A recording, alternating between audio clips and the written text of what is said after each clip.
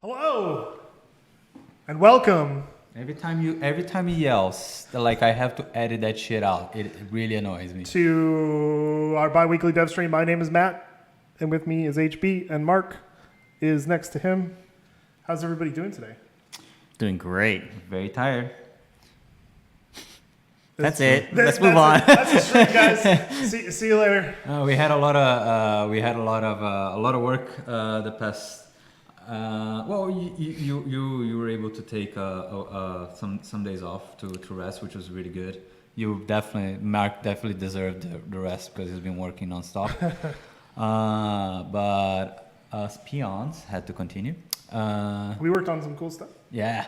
Well, there's so much work to be done now that we actually had to really split up all our tasks into almost like sub teams, if you wanted to call it, where you were dealing with a lot of that HB, as we'll see today, and the winter update's another big piece, and it's just a lot of different big pieces that have to be taken care of.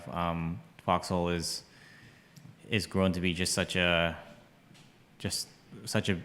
huge game, such a huge project. I would say is the right term. Can you imagine 3 years ago that we would have as many as 14 people in our studio, having to three different kind of like sets of people working on different things, like for Foxhole for like one fucking game? It's kind of insane. Well, I imagine it, but it is. But the reality More of it, it's more than it seems, right? So yeah. No, it was an interesting week. I cannot wait to talk about it. How about you, Matt? What was new? What was new for you? Nothing. Your life is complete. Yeah, I guess with that on. I got married a couple weeks ago, I guess. Oh yeah, that's a There's small that. thing. That's happened in between. But who cares about that, right? Small details. Yeah, it doesn't matter. I don't know there's nothing. I mean, I just worked with you and this Dead Harvest stuff. It was fun. It's fun. It was actually to be perfectly honest, it was a lot of fun. I enjoyed myself. Yeah, pretty, like one of the pretty greatly. One of the things with like Dead Harvest is as much as it is for you guys, it's also for us to sort of be able to have a break from, working on Foxhole for like 3 years. Just being able to do something that is a bit like outside of the box, outside of the norm, is actually very refreshing for the team, especially before something really big like the winter update. And that's a big one. It's just good to be able to reset your mind by working on something that's a little bit more wild, that kind of like breaks the rules. We don't have to worry as much about, It breaks the rules is maybe like the biggest understatement. Yeah. It's gonna, which is, it's fun. It's fun to be able to do something that we know it's only gonna be around for like a week or two. What can possibly go wrong, right? Oh yeah, no, that's sort of I'm sure it's gonna work just fine. It's like the worst that can happen is, well, it's only 2 weeks, so you guys got to deal with it either way. Yeah. Well, cool. Let's get into it because there's a lot to talk about, and it's pretty exciting. And without further ado, community highlights. Start with community highlights. Community highlights, again, for everybody that doesn't know, if there's anybody in the chat that doesn't know, community highlights is actually a blog post that KFC does every 2 weeks, in which he gathers everything that was made by our community, something that's cool, either being text, videos, images, illustrations, whatever, that it relates to Foxhole, that was made by the community, puts it all together in a very nice blog post. And then during the Devstream, we do this community highlights preview, which has like just a couple of things, just a handpick of some stuff that is you guys are gonna see. But usually there's much more in the blog post. So if you don't see your stuff in here and you think, and you don't see, watch the blog post, and if you don't see it there, then bug KFC. Anyway, let's move on. First things first. Castle Mulan, Captain at Arms, Sapphire. I think we talked about the HQ website before, the global HQ website before. It's a pretty amazing website that has like a lot of tools for clans and for players to organize themselves. It has a lot of features that uses our API. And the website just had a pretty big update. Has a lot of like cool new features. Like you can see the elevation of the maps now. You can, as you can see, you can have like the war histories from before. Have a new chat system. It's pretty neat. And this tool is just fantastic. Everything there was made by the community. We supply them with the only the raw API. And we give them like access to icons and like maps and stuff like that. But the actual like the inner working of it is all player driven. So there's lots of props to these players. And these satellite style images, I think, is the star of the star feature of like the update. Yeah. And I know personally that a lot of work was put into making that happen.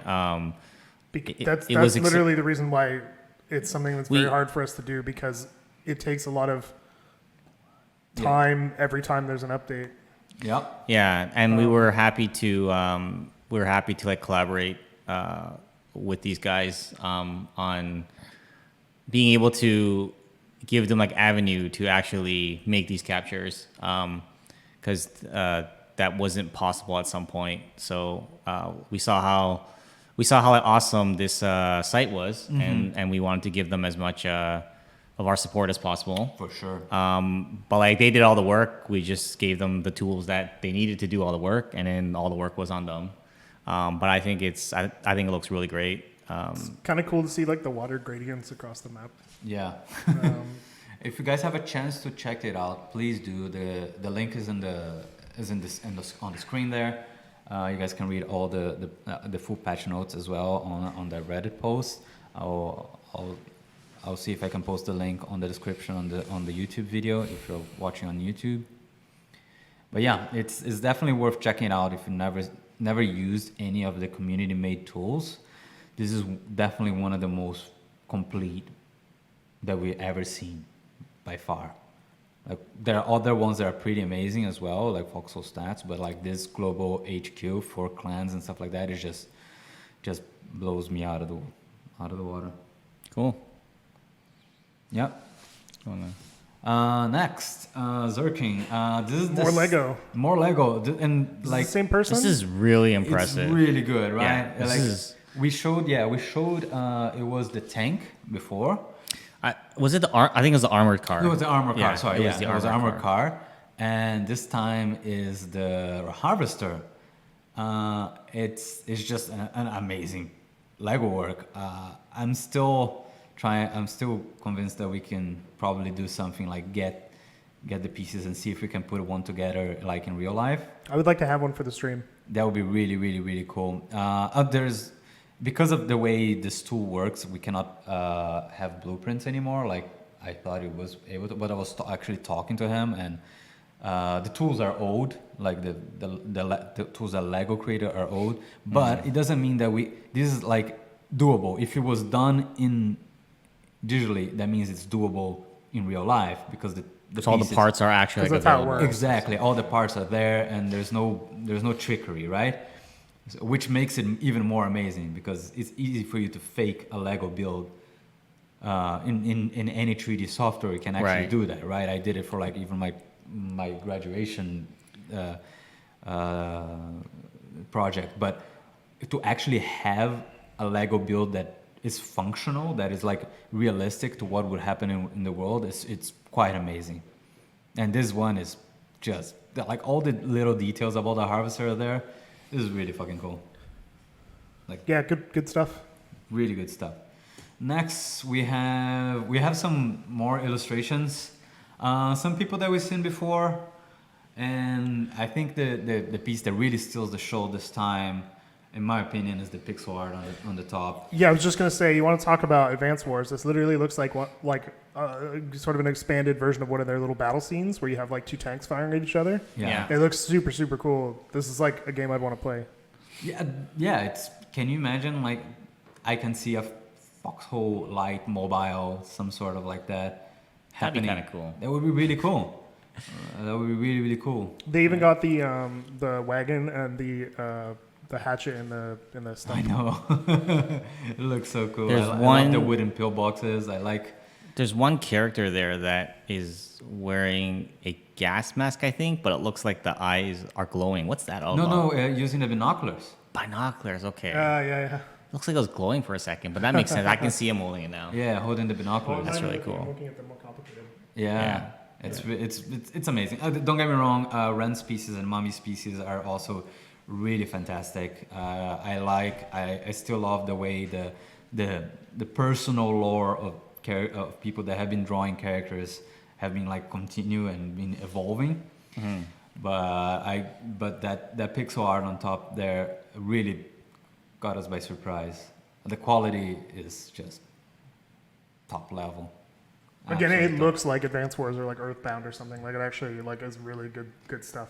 And one thing that Looks like professional quality. I've done pixel art before professionally, and it's some things that people tend to not consider when they look at pixel art. That is like, oh, just they don't know.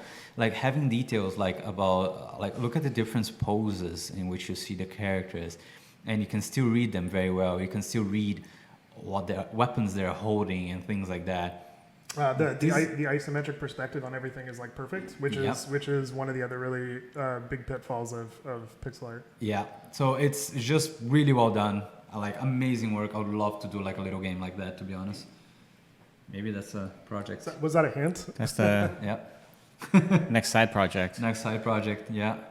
And last thing is Patchouli. Patchouli, for those that don't know, is the winner of. Speaking of pixel art, this is also a different kind of pixel art, and Patchouli was the winner of both of our contests. Yeah, both our contests so far. Also, they have to get we have to figure out what we're doing, Patchouli. Yeah. This is a public call out. We gotta talk to you for your prize. For your prize, yeah. So this is a different kind of pixel art. I think that like it's a completely different style, but it has a lot of soul to it. My personal favorite is the middle piece on the bottom there, the tank. I think the way Patchouli is working with the negative space of the picture itself, and since it's only 3 colors, black, white, and gray, and like 50% gray, it's quite amazing how much he can convey. Yeah, I always feel like he has a really good understanding of the mood and the theme that we're trying to go for, and which is why he's won. Yeah, it's always like that's Foxhole, right? Yeah. It's not just like an action-packed scene. It's like a tank that's like buried in snow. He understands what are the qualities that make a scene a Foxhole scene, not just a generic war scene, right? Yeah. Yeah, and these 3 pieces showcase that. But I particularly like the one in the middle there. Just personal opinion. I think is one of his strongest illustrations so far. Also, the little animation on them is nice. Yeah, I know. It's like just like 2 frames, but it's really nice. 1, 2. Actually, no. There's like 3 or 4 frames, which is quite impressive. Anyway, really good. Really, really good stuff. Yeah, you should listen to these. Yeah, unfortunately, I don't think we can. If we play the Bureau of Occult Warfare, Bureau. Sorry, my pronunciation of Occult Warfare. Definitely should listen to it. It's kind of like the combination of all the stuff that Press Commander Rod has been doing, in like gathering voice actors and having a proper like storyline. But add like a level of like a horror movie like camp. Yeah. And I think it's just got like this level of campiness to it that makes it bombastic in a way that the other Foxhole stuff hasn't been, which I really like. Yeah, no, it's absolutely worth your time listening to it. Please check it out. You can just search it on YouTube, Bureau of Occult Warfare, and I would suggest subscribing to their YouTube channel as well, because they always put up some really cool stuff. But it's just such good content. It's lovely. And I think that's it for... it. Yeah. So, time to move on to the more exciting... Well, there's some level more like boring things first before the exciting. House cleaning. Kind of literally, actually. I didn't mean that. Yeah, just wanted to go over a couple of... first, just want to review this slide again for those of you who haven't seen our past streams, that we are 3 updates away from the winter update at the end of the year, which is when the base building revamp's coming, and it's going to be probably the biggest update of the year. And then we have our Halloween event coming in update 30, which is going to be very soon, and we're going to be talking about that today. And then probably a little update in between just for more like maintenance type of stuff and in preparation for the winter update. So I want to just go over a couple of things for update 30 that is not related to head harvest. These are just things that I wanted to, they're not necessarily exciting things, but just things that needed to get done. So first thing is the way that the dropped items are going to work now. That's going to change. And this is something that as the project has gotten larger, we've had to rethink the way that the items are dropped on the ground, and we started this process with the vehicle trunks, and we're sort of extending this to the dropped items, and this is mainly for scaling the game in the future. We noticed that as we're adding more and more of the items to the game, scaling that in the future, we're going to add more weapons, having to have like a unique asset for each one, and having to manage all that is we're sort of starting to feel the scaling problem there, and we're sort of just preparing for the future, right, by putting in this system right now. And to be perfectly upfront about this, there's also some like performance issues with the current system, and there's gonna be like pros and cons for this new system. So I'm not here to say, oh, it's going to be so much better. I just want to be like honest with you guys, right? The pros of this system is, it's going to be better for like server performance. So, if someone decides to drop like 50 cans of fuel or something of that sort. Separately. It's not each individual can that you have to find. Right now it's treating each like item as a separate like actor that has to be like replicated over the network, and there's a cost to each one of these things. So, which normally is fine, right? But again, it could potentially cause issues if there's like lots of players that are able to like do this, and it just having more of the actors in the world means that less players in a server, and not only less players, but less cool things that we can do in the other parts of the game as well, right? Another thing is, so there's that, and also there's some more opportunities in the future to like optimize once we have this in.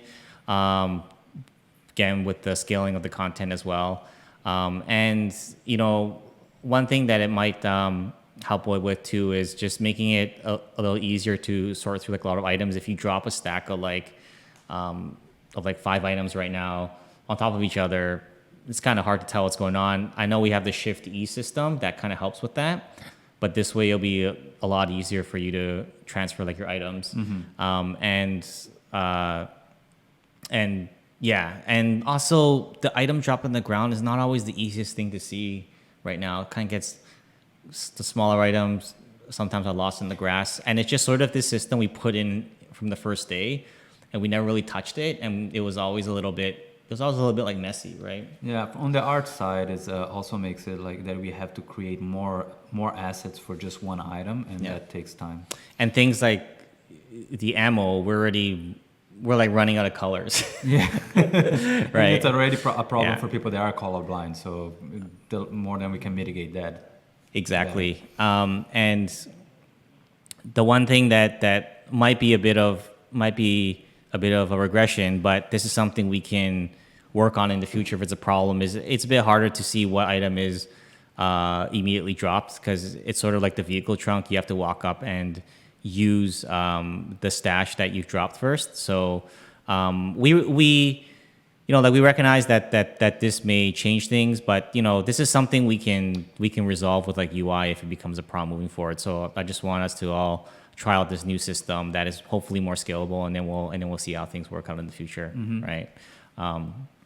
So we'll be looking for your feedback on that. The other thing is, just want to go through a bunch of miscellaneous things for update 30. Besides that, as we talked about last time, shipping container color customization. One thing is all the mortar shell types can now be fired from the emplacement house. There's some changes. There's some small changes coming to resistance phase, but this is more like temporary type of changes. And it's not meant to be some new feature. It's more meant to be, okay, like right now, resistance phase is we had some plans for it. We didn't have time to implement a lot of the things that we wanted to. We had to like backtrack on some of the features, like the supply caches, and we sort of left it in a state that was less than ideal. And it's kind of very difficult to play, especially if you're like a new player and you happen to jump in during like resistance phase. I know a lot of players just kind of don't really pay attention to anything other than the wars, and that's fine. But the one thing that we also have to consider is if a new player jumps in, the game has to be functional. So one of the things we're going to do in the meantime, just to make sure it's functional, right, is just we're going to reset the world when resistance phase starts into a simpler type like layout that is more for like a practice war sort of a setup, and then we're going to leave that in place for now, and it's something we're going to come back to probably like next year to see what we're going to do with that whole part of the game. But for now, there's just much like bigger fish to fry, and we don't want that part of the game to be we want it to be at least functional for the new players, at least for now. And we recognize that it's an area that needs work, but we're probably going to come back to it at like a later point in time, maybe in a couple of months or so. Some of the quality of life, we talked about this last time, so I'm not really gonna go through them again. Like cranes buildable at Town Hall and Fort. Structure icons are now shown on the HUD for the minimap, and the stockpile tooltip shows all the items. There's more to this list, but that will come with release notes.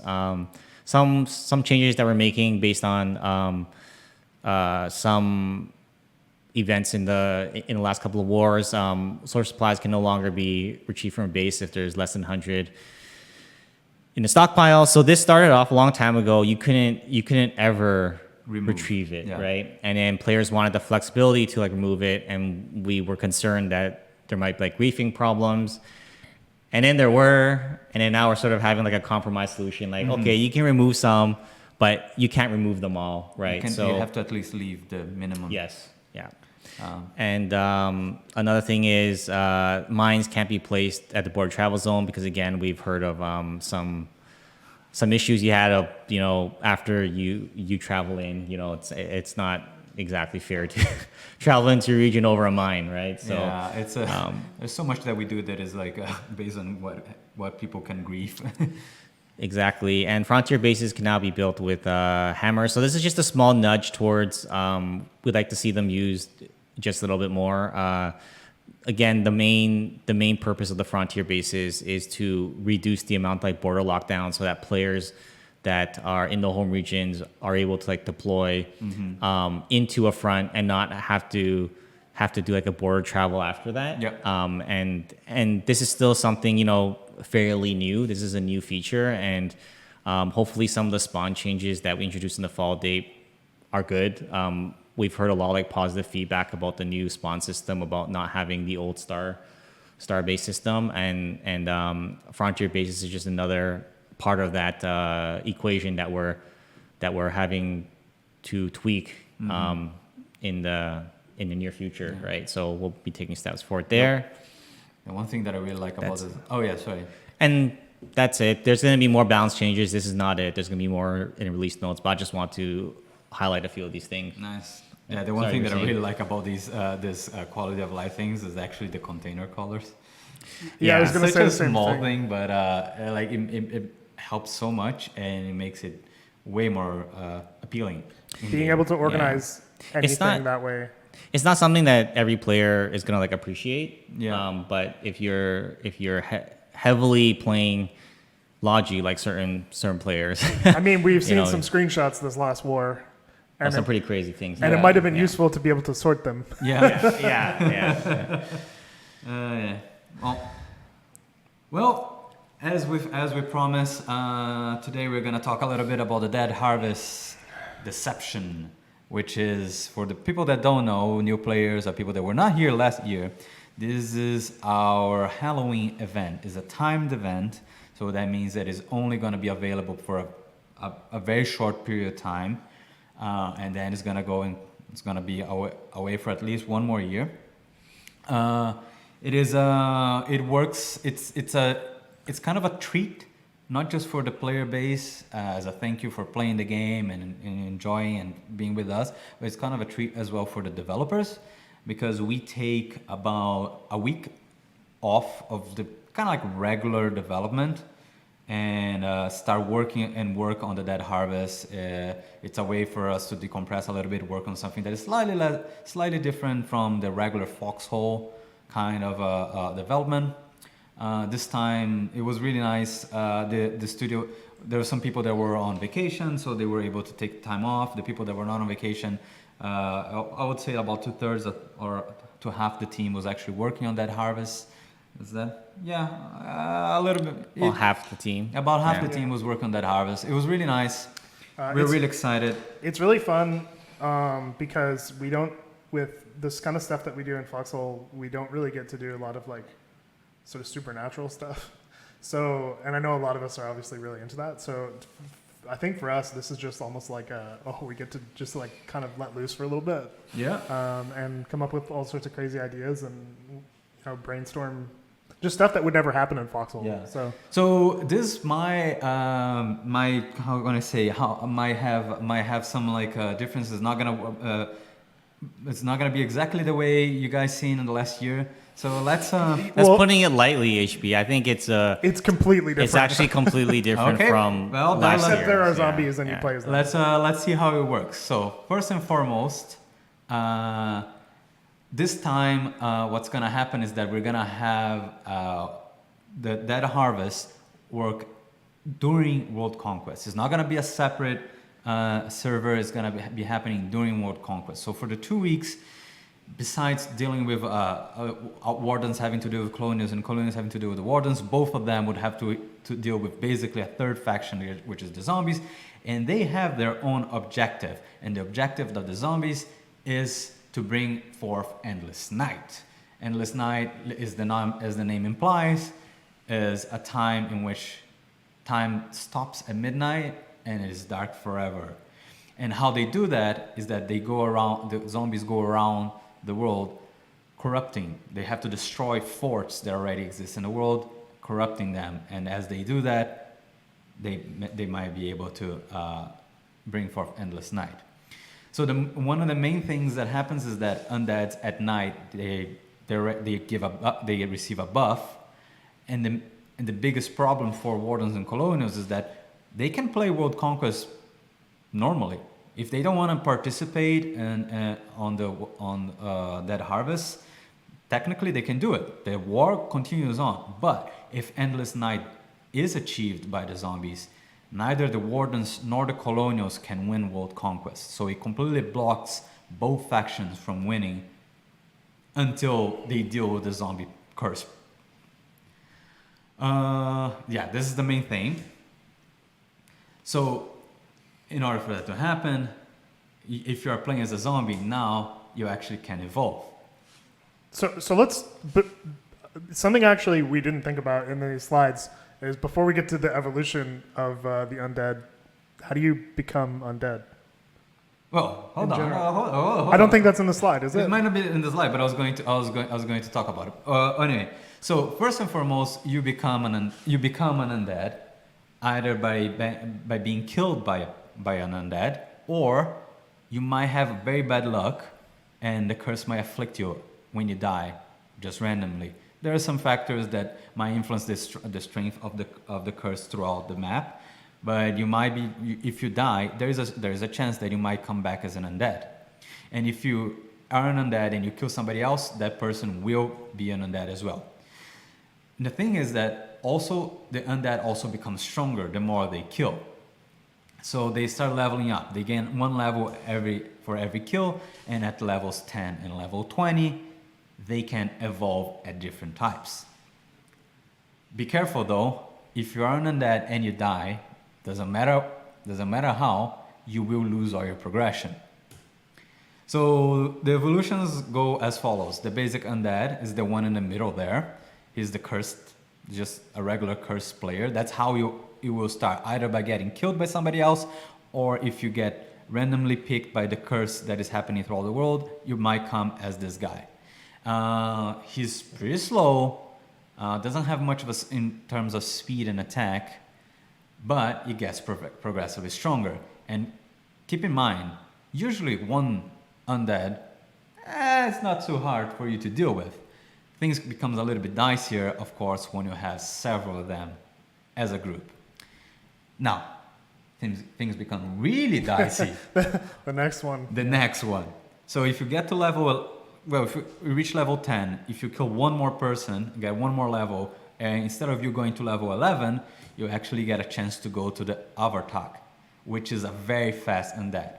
It starts a little bit faster than the basic undead, but as it gains more and more levels, it gets a little bit more attack damage, but it gets a lot of speed. I will say this might be one of the faster things in the game. It might be one of the faster things in the game, and it's pretty interesting to play with. They living players that are dealing with undead, they might have to cater their defenses to different kinds of undead. That they will have to figure out ways to get to protect themselves of the different kinds of undead. Because if this Avartak kills their 21st victim, that's when they change into the Baylor spawn, which is a very strong undead. Now, here's the thing. This guy now, he's a brute. He's a unit. And he has a very high He's damage. a big boy. He's a big boy. Actually, I think we called him Big Boy for a very long time, yeah. He has very high damage and very high health. And he gets even stronger and gets more defense as he evolves. The thing is, as you get stronger, you also get a little bit slower. So there is a little bit of a trade-off there. So this is how the undead is going to work. Of course, like in a previous Dead Harvest events, there are some things that you can do to protect yourself.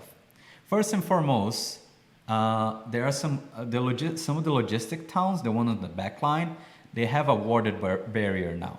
So both Warden and Colonials, according to lore, have created these wards to protect themselves again on these particular areas in the map. Any zombie, any undead that attempts to spawn or that crosses this perimeter gets killed. Loses all their levels, and that's it. So if you are an undead player, be very, very careful. So what this effectively means is there are towns, primarily what we call Village towns, that are effectively protected from the undead. Yes. Which is very, very important. So it should be a safe haven for any player that is like, if a team is feeling like they have their backs against the wall, they can regroup there, do some logistics, prepare themselves, maybe wait out until daytime, because since nighttime they get stronger, wait out until daytime when they're a little bit weaker and venture forth again. Mm-hmm. And of course, one of the main things that you guys remember from last year, if you're here, is that the carved totems are back. So this little piece of item actually protects you from becoming an undead. If you have it equipped in your inventory, not just sitting there in your backpack, but actually equipped, you get protected. You don't get cursed neither by being killed or by the random chance when you die. It goes in the same slot as the radio, and it can be manufactured at a factory. So that's the main way that you have to protect yourselves. Just a quick notice. Another thing that you can do, if you do get turned and it's not something that they're interested on, be careful if you're a zombie, an undead. Sorry, is because if you do log out, you lose all your progression. So that's another thing to take into consideration as well. Well, I guess that's it. That sounds like a cool event. I hope you guys are excited about this, because the last thing that we have is how do you say Centurion? the Centurion. I think he was gonna say something else, but it's fine. Yeah. The Clapturian. The Clapturian. So yes, only during this special event that is going on, the Dead Harvest Deception, only during this time, players will be able to play with this massive, and when I say massive, I mean like You're overhyping it. no, I'm talking about size. Oh, It's physically It's very large. physically gigantic. It's right. really, really big, right? It's a really big vehicle. And it's really fun. The main thing about the Centurion is that this is armored mech. And as you guys can see, he is not a small unit. It's really important against the undead, because when you shoot either of its weapons against an undead, it will cleanse the undead. So a player that was an undead before will get cleansed if they die for the Centurion. And you can find it around as a relic vehicle. Unless you're crushed. Huh? If you're crushed under the feet of the... Yes, then if you won't go die back. from the weapons Yeah, of the mech. I think I mentioned, but it might not have been clear. If I die from the weapons of the mech, you get cleansed. If you're a dead player and you die again, an undead player and you die again from any other means, you do not get cleansed. But So you can step on enemies? You can step on enemies. Oh yeah. Excellent. And this is a 5-player crew that can control this vehicle. So we have 2 independent heavy machine guns on each side, and each one of them is controlled by a player. We also have 1 frontal cannon that controls, again, the main cannon. The main cannon. It uses light tank ammo, and it also controls the direction in which the upper part of the mech faces. So at the beginning of the war, they might not have access to light tank ammo, but it might be useful to have somebody there on that position to actually aim the hole. Okay. The fourth person is the commander on top. It does not have any control, but actually particularly during the day, being able to see far with binoculars and call out things, it's really, really important. And of course, the last person is, for some reason I forgot to write down, is actually the driver. The driver controls the legs and the direction, as usual. Yeah, that's... And I think the lore on the last screen, we can post that later, because I think it's some... Oh yeah. Yeah, we can post that up for sure. Okay, so I have a question for you, Matt.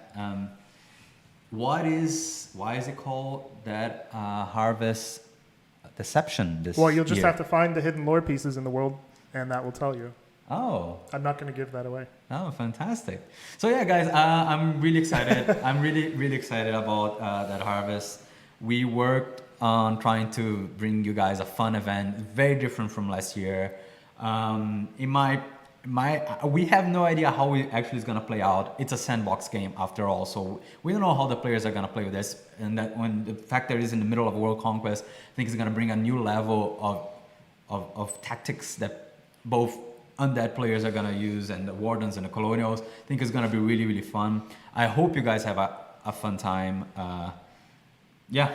I'm just so excited. We worked pretty hard on it, and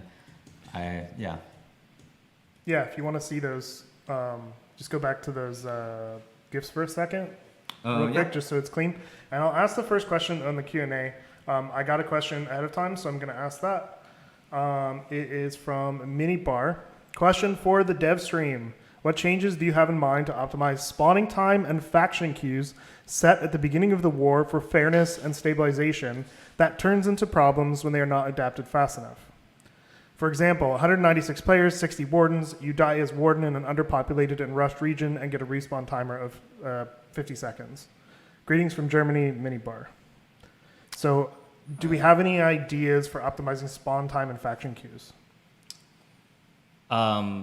It's not entirely clear what that question was, but I will try to answer this in a more like general way. One thing that we do is we want to always ensure that populations are as balanced as possible at the start of the war, because what we found in the past is that major imbalances and other like elements that can unfairly tilt the balance at the start of the war, ends up highly impacting what's supposed to be a war that lasts at least a week, hopefully like 2 weeks, hopefully longer.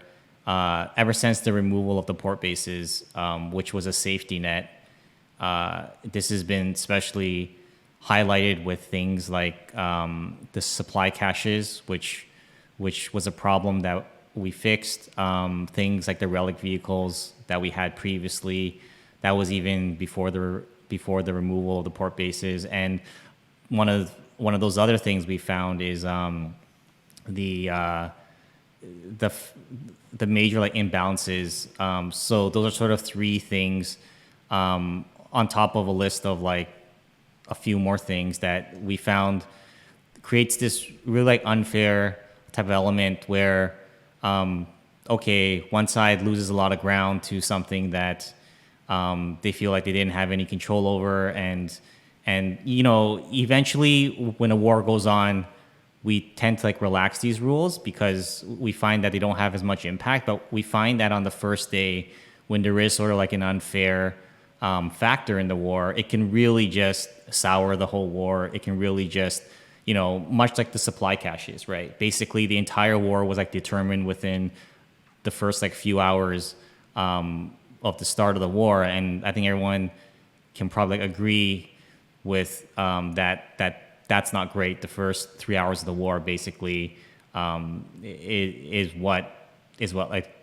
determines the outcome of the rest of the game. I think if there is one thing to speak about the faction queues, we're always looking for ways to reduce or even not use that. And I think we have definitely been trying to like reduce the amount of usage of like queues, especially for these some parts of the war have you know, a whole ton of like imbalance, like the Warden weekends as an example. And we've over time really tried hard to be like, okay, that's the last resort. Like, you know, spawn times, as much as they suck, are even a better alternative than the queues, because at least you can get into the game, at least you can play. And I think we're really going to try hard to like figure out ways to try to like reduce that stress. But at the end of the day, it's a tough problem, because you know what? Last year, about a year before, we barely had anything. We didn't have any balance systems, and we found that was the most amount of stress. Everyone was very unhappy about how things were handled, and then now there are some mechanisms in there, and those are causing stress. So the long and the short of it is it's not a simple problem, and we don't like to enforce the queue. We hate queues. We hate queues more than you guys hate the queues, but we also don't want the wars to be. We want some stability to the wars and some level of like fairness, and the price of like fairness sometimes is a bit of stress, but we're trying to figure out how to balance that ultimately. But it's definitely not a simple problem. So there's a follow-up question, and basically they want to know why, if you're dramatically outpopulated by the opposing faction, why you're still getting 50-second timers. That shouldn't. Okay, so one of the ways, this is something that I explained on the subreddit, and everyone was quite like receptive to it. But if you're focusing on a specific event, in general, how it works is if you've been overpopulated for a very long amount of time, you have to pay back that time. And because it doesn't make. Let me give you an example. Let's say one side is overpopulated. Let's take like a far extreme example, right? If one side is overpopulated for like a 24-hour like period, right? And then on the 25th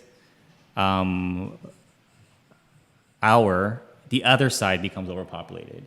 It doesn't make sense to suddenly put a queue on the other side, because the other side had an advantage for an entire like 24 hours, right? So we found at the beginning, when we only balance for the present, it didn't yield as good as results as if we have to look at the we have to have the larger context of the war in mind, right? Where it's not just taking into account the present, but it's taking into account a bit of a history of what's happened there, right? So it's not always like a black or white thing. Like, okay, how many players online right now is what is gonna like dictate that. It's often what is the history, right? Like what's happened in the last, as an example, like the last like couple of days, right? And then that's a big factor in how it works. It's not a simple like system, and it's not like a black or white thing. And I think that there's one approach that I've seen a lot of players do is, which I don't, it's they will try to count the number of players on their side, and they subtract what they see on Steam charts. But that number isn't accurate. There's a lot of the numbers you see on Steam charts is a lot higher than the number of players in the actual world, and they always feel like they're being like outpopulated, which is in many cases, not all, right? In some cases, yes, that is happening, but in some other cases, right, there's always going to be like a bias if you use that approach. You always think you're going to be like outpopulated, right? But I can tell you that both factions have experienced spawn times. Both factions have experienced these queues, and the thing with the queuing system, right? Like months ago, this was in place already on the first day of the war. Months ago, both sides have experienced this already. This is not a new thing. We've perhaps made some like adjustments, but most of those things that we're trying to do is to actually try to like reduce the amount of like queue time, right? And I just want, so I want to talk about that part of it because I have had like a lot of questions about it. But I just want you guys to know that our goal is to not have that stuff. We don't like that stuff, right? So I hope that at least helps a bit. So someone asked a question and I lost that because there's so many questions. Basically they said, here it is, Wraith146, how many days will Dead Harvest event last and why the name change to Deception? I'll answer the second one first really quickly. Every year the story is going to change a little bit, and that's why. And as you can see, the event is drastically different from last year, and there's a reason in lore for that. Yeah. So for that second part of that question, it's going to start on the 16th, and then we're going to run it up until Halloween, but it really going to depends on the wars. We're probably not going to just like stop something right on like Halloween because even if the war hasn't finished yet. So it's something that we're going to have some more information on probably in the coming days. Also as the war develops throughout Halloween, if let's say you can see that the war is probably going to end like a day later or something like that, we might extend for a day or vice versa. Exactly. If the war ends up culminating like a day before, we could close it there. We're going to try to make it more organic. As for the start, there's a smaller announcement in regards to the start of the event, but I'll leave it for the end of the Devstream. There will be a dev branch as well, correct? Yes, there will be a dev branch. So Aquilius asks, it's a long question, so I'm going to summarize. Basically, the original Dead Harvest was a really casual sort of deathmatch kind of thing, or like a King of the Hill sort of thing. And it was very casual and quick. And now that it's in Conquest, they feel like there might not be as much time to dedicate to it because it's not a separate thing. Does the event sort of solve that issue? Well, we expect people to be able to log out and log back in, and when you do log out, you come back again as a living player. So we expect it's taken into consideration. We don't expect people to actually play for a long time as a zombie, and they kind of like group themselves together and go do zombie undead things. I keep using the wrong term, that's why. It's fine. Colloquial. It's a colloquial. Yeah, I know that in lore there's just undead. It's true, it's a different kind of event. And it might be that some players might like the short nature of the original event more. It could be. But the reality is that there were technical reasons not to do it the same way as the year before. We don't, and we wanted to integrate. We wanted to see what happens. Once again, this event is as much for the community as it is for us devs. That we want to try new things.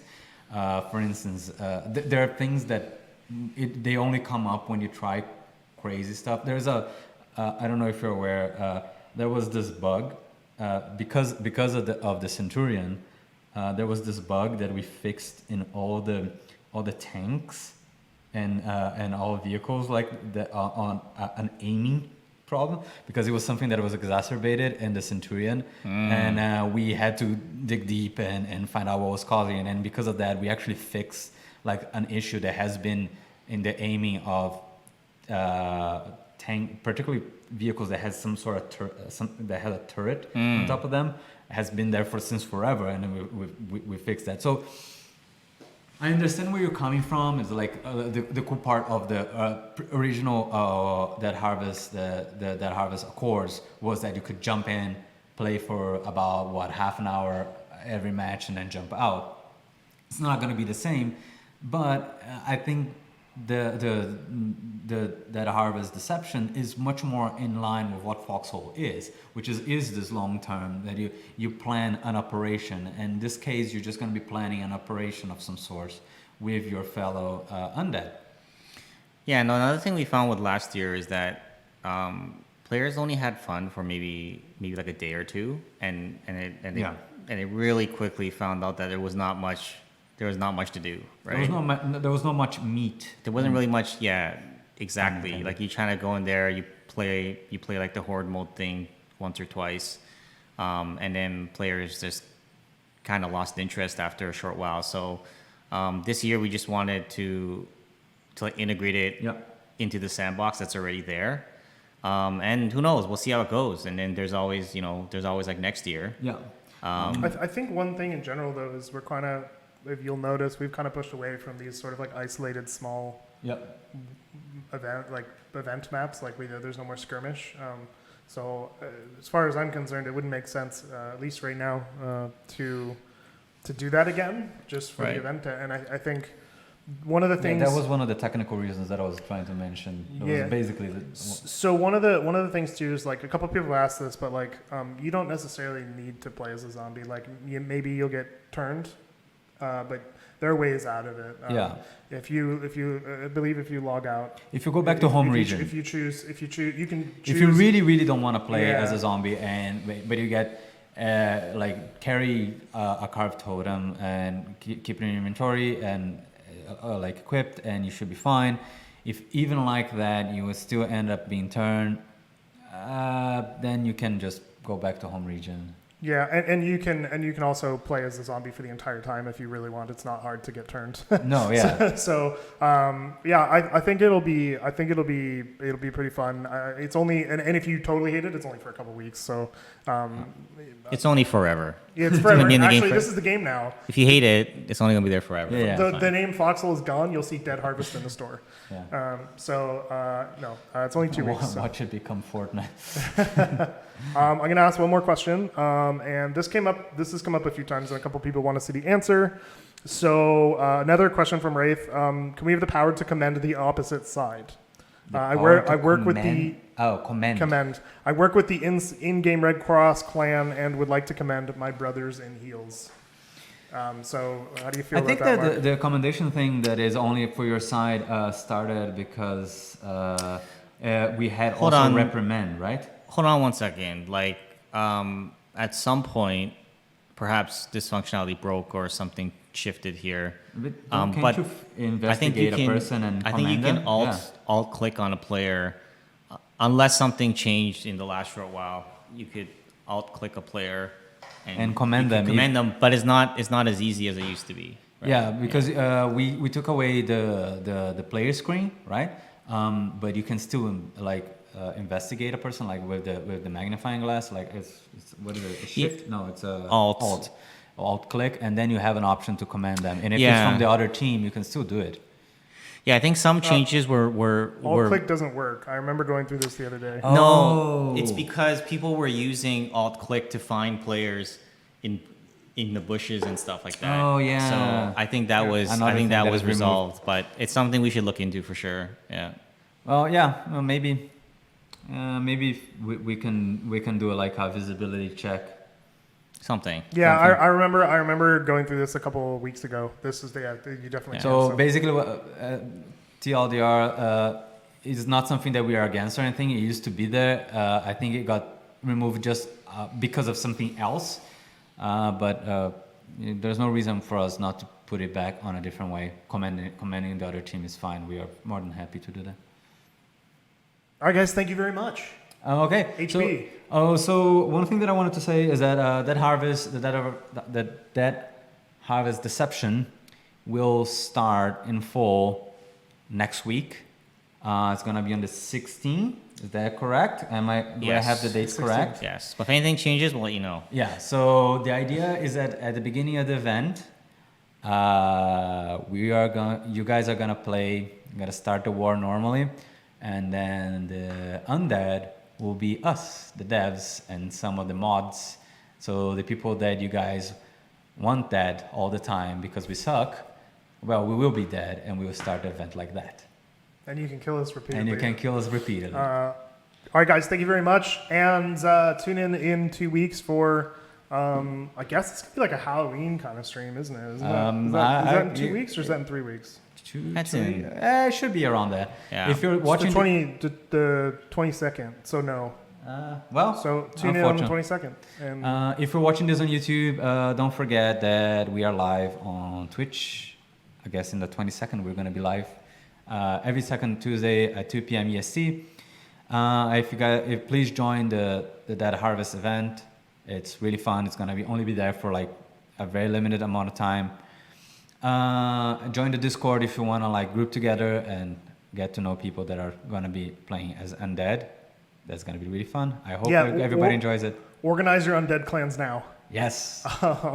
Can we raise old clans from the dead like Pug?